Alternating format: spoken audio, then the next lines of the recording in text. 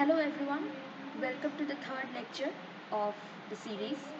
So today we are going to cover the third topic of the first unit, and this is the third and the final topic of the first unit, after which we will be moving on to the second unit. So today's topic is types of technical communication. So if you remember, in the first and the second lecture, we finished definition of technical communication and differences between general communication and technical communication. Now, today we are going to take up types of technical communication. Okay, so of course, as we all know, there are various kinds of communication, and technical communication is one of them, which is, of course, organization oriented. Like any communication which takes place inside an organization is technical communication. Now, under the category of technical communication, again, we have three separate subcategories. Okay, so today we will be taking up those three subcategories. All right. So fine. Let us then continue. So the first type of communication that we have under technical communication is interoperational communication. What is internal operational communication? So as the name suggests, internal means something that happens within, right? Internal means something that happens within and has got nothing to do with anything which is outside, right? So internal operational communication is the communication that occurs in the process of operations within an organization. Okay, so what does this mean? This means that any communication that occurs within an organization, just within an organization, to operate the organization well, any kind of communication that occurs in the process of you know operating the various departments within an organization is called interoperational communication. Okay, so take for example again your colleges, NGIT and KMEC. So what do we have here? We have various departments, right? We have the academic departments, then we have the administrative department, and then we have the exam department as well. Now, when you are writing an exam, suppose when you are writing your CIE exams, okay, that is the time when we actually, the academics department cooperate or collaborate with the exam department so that your CIE exams are, you know, successfully conducted.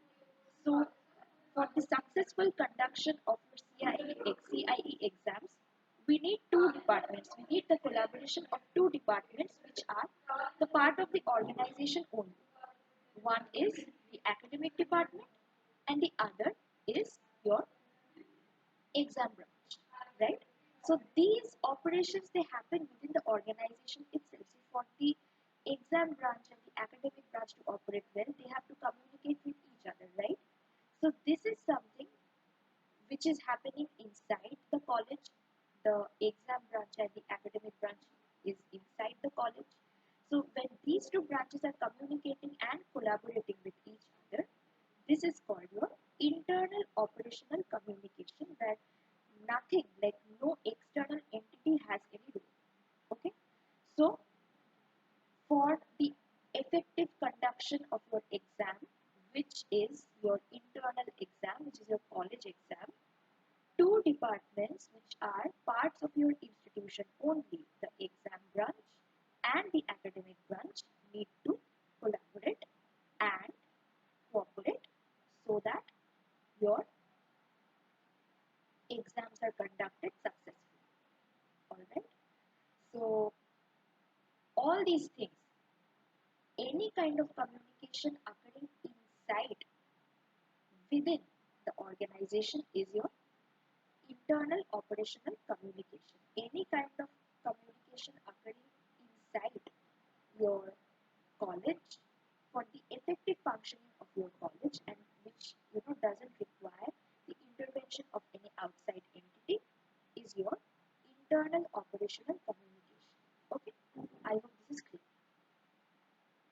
Now we have come to the next type of technical communication, which is external operational communication.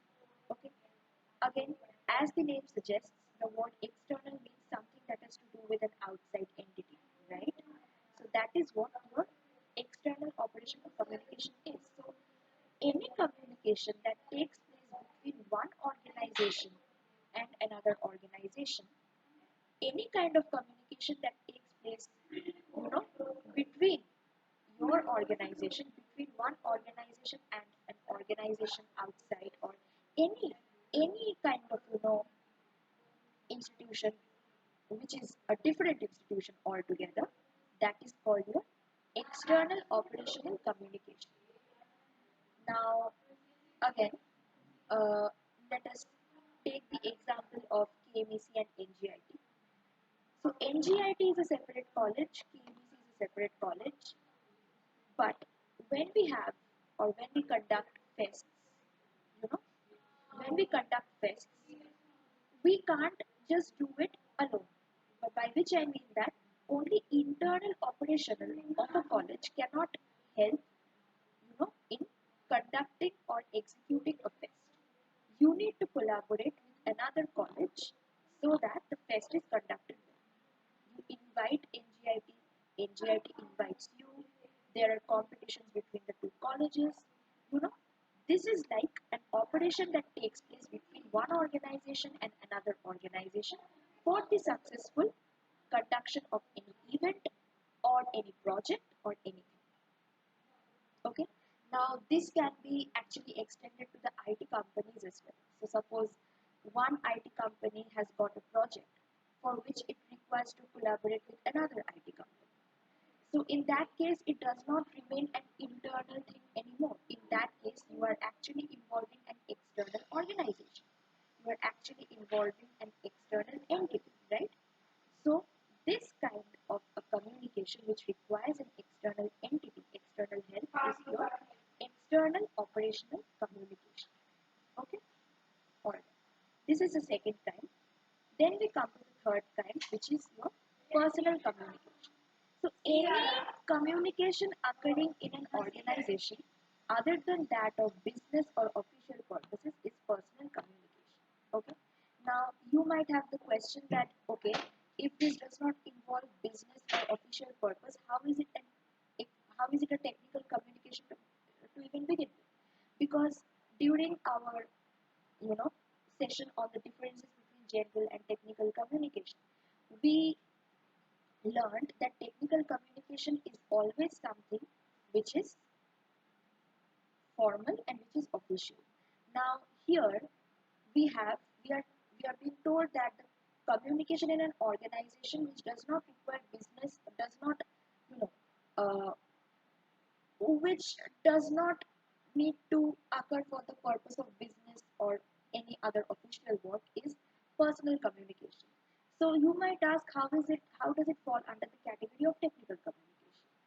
See, even if you communicate, you know, within an organization, any kind of communication which takes place within an organization, that is a technical communication. Even if it is a personal communication where you are asking your colleague how that person is doing, how her family is, how him or her, is managing the task at college or at, and at home together. So these these kinds of conversations, of course, these are not meant for official or business purposes, as you can see. But these conversations, by virtue of them occurring inside an organization, makes them eligible for technical communication. Okay, so any kind of communication, even if that is personal, and even if that is personal, if it takes place within an organization, then it happens to be technical communication. Okay, because it is taking place inside an organization. If it took place outside the gates of any organization, then of course we wouldn't consider it as technical communication, but we would consider it as general communication. Okay, so these are the three types of technical communication that we have learned. First is inter-operational communication, next is external operational communication, third is personal communication. Now operational communication, just for a recap, any any kind of communication occurring inside an organization, inside between two departments inside an organization is called internal operational organization. Any kind of communication taking place between one organization and another for the in order to conduct an event successfully, or in order to execute and work on a project successfully, that is an external or operational organization. Why? Because you are involving an external entity over here. Third one is personal communication, which involves of course uh, any informal communication, but that communication has to take place within the organization in order for that to be eligible as technical communication. Okay, so these are the three types of communication that we learned today, technical communication that we learned today. And with this, we come to the end of Unit 1. From the next session onwards, we will be moving